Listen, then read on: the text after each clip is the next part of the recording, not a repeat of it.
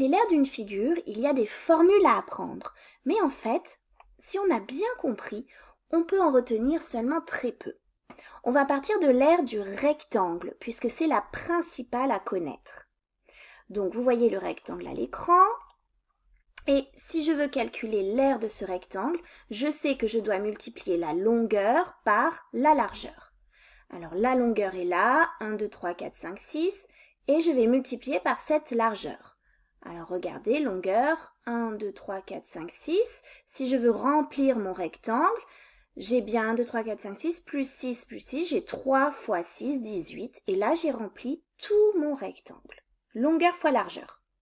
Maintenant, le carré, il n'y a rien à retenir puisque le carré, c'est à nouveau longueur fois largeur, mais la longueur et la largeur sont des côtés de même longueur, côté fois côté. Le triangle, ici je pars d'un triangle qui est rectangle ici en ce sommet. À nouveau, j'ai une histoire un petit peu de longueur fois largeur, mais ça, ce serait si j'avais un rectangle, voyez ce rectangle ici.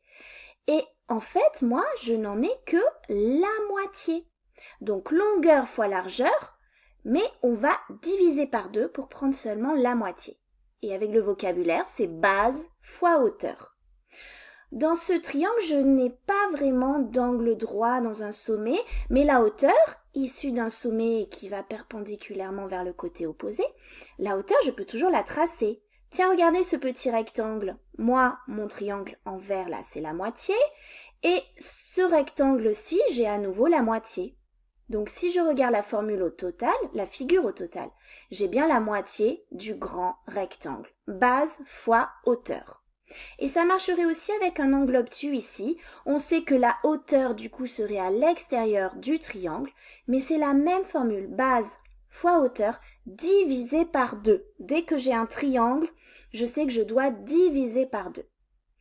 Un parallélogramme, toujours pareil, c'est la base fois la hauteur. Je trace ma hauteur. Et du coup, regardez, elle me découpe un petit triangle de côté. Eh bien, ce triangle, si je le déplaçais à droite, je le fais glisser jusqu'à la droite, eh bien, regardez, je retrouve un rectangle. C'est pour ça qu'on a la même formule. Un parallélogramme, c'est un rectangle un peu déformé, mais la surface à l'intérieur est la même. Donc, base fois hauteur, comme pour un rectangle. Le trapèze, c'est pas vraiment à connaître, mais on peut regarder. J'ai une histoire de grande base et de petite base. Comme elles sont différentes, grande base c'est en bas, la petite base en haut.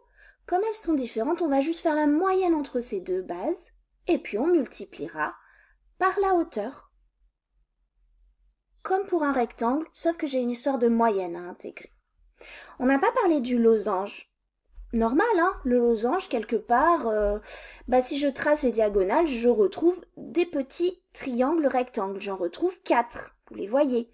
Allez, celui-ci, on le déplace, on le fait glisser jusqu'en bas. Toc, j'ai rempli un petit rectangle. Celui-ci, on le déplace, on le fait glisser là.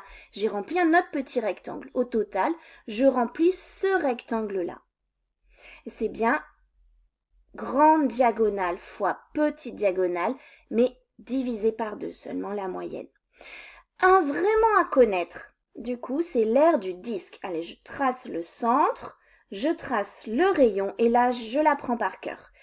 Pi, mon nombre pi, qui est environ 3,14, pi fois ce rayon au carré. Pi r au carré, on apprend. Pi fois r fois r. Et voilà, il n'y a que ça à apprendre. Allez, finalement, on les regarde, toutes ces formules. Et on remarque donc qu'il ne faut retenir que 2 formules principales. L'aire du rectangle, vous voyez, j'ai toujours du rouge fois du bleu, hein, c'est toujours la même. Et l'aire du disque, qui, elle, est un petit peu différente.